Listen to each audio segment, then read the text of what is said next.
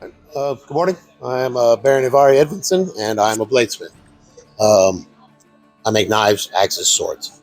I was going to enter A&S, but unfortunately, I was unable to complete my project in time, which is this piece here, and so I had to withdraw from being judged.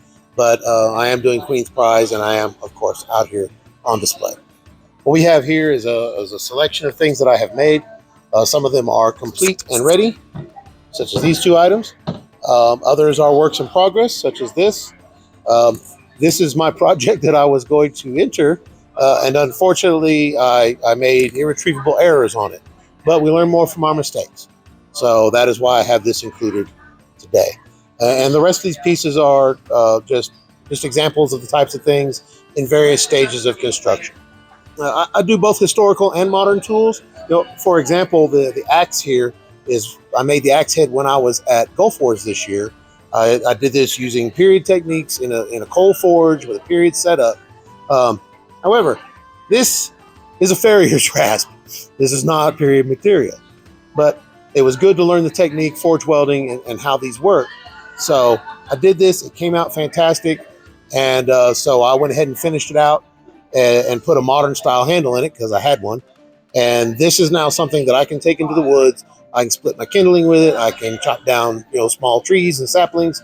This is now a good usable tool that was made with modern materials and period techniques.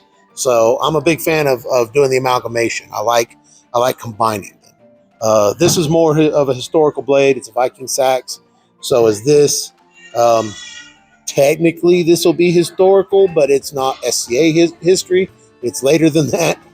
And I've got some other things too that I've done that are more modern in style. Usually, I use propane because coal has a lot of smoke and I don't breathe well. I am completely self-taught. Me and Forged in Fire. Yeah, I know it's not a SCA reference, but I basically watched the show and picked up tips, and then I went and got some stuff and started heating steel and beating on it and learning what works and what doesn't.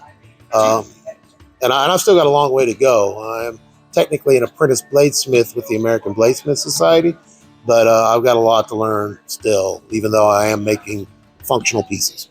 I use a mixture, right? I like to use clean steel because you don't have to worry about what else it's been through. But most of what I have out here started off as bar stock that I purchased from a steel vendor. Okay, but I do have some other stuff that I made out of files. I've made stuff out of railroad spikes. I've made stuff out of leaf springs and coil springs. So any steel is grist for the mill, so to speak.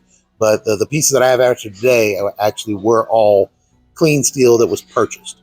Today you can just I buy my stuff from Jantz Knife Supply. It's great stuff. But if we were back in the day, then I would either have to contract with a foundry person that could make my steel, or I'd have to make it myself. All right, and what you would do is the very basic model type of steel is iron and carbon, right? So, for example, this was what a modern steel called 1095. What this is basically iron, and it's 0.095% carbon, right? And that level of carbon means that it can be hardened. All right. If you have too low amount of carbon, the blade does not harden, and that means that you can cut something once, but then you have to resharpen it because it won't hold an edge. If you have hardenable steel, then not only will it hold an edge, but you can use it a lot more and a lot more violently, so to speak. You can chop things with it, like with the axe or with the saxes, right?